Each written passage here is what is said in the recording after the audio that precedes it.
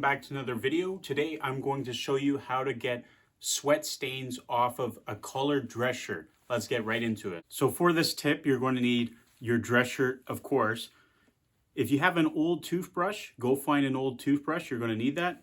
And then you can use dish soap or laundry soap. Both of them will work either way, but that's what you need. As you can see, I've shifted into my bathroom. I'm going to be using the bathtub for this step.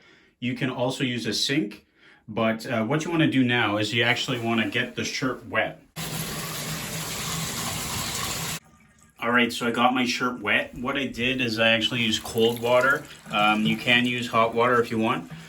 But all I'm going to do now is wherever those sweat stains appear, I'm going to put some dish soap and then I'm going to start scrubbing with that toothbrush.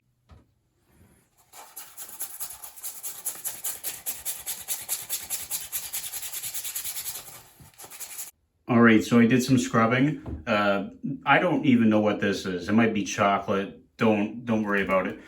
But like there was a sweat stain there a little bit, but I've cleared most of these off.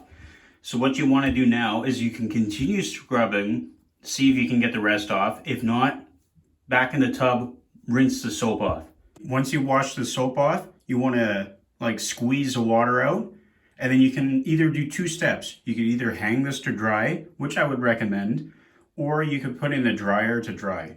But as you can see, I think for the most part, I got most of these stains out. If you go back and watch the clip where I was scrubbing, you can actually see the stains. And look, I can spot, parts of some, but a good chunk of them are actually gone. Anyways, that was a quick video on how to actually remove sweat stains from a colored dress shirt. And it's done pretty well. So if you liked the video, don't forget to subscribe and like it. But thanks for watching. We'll see you next time.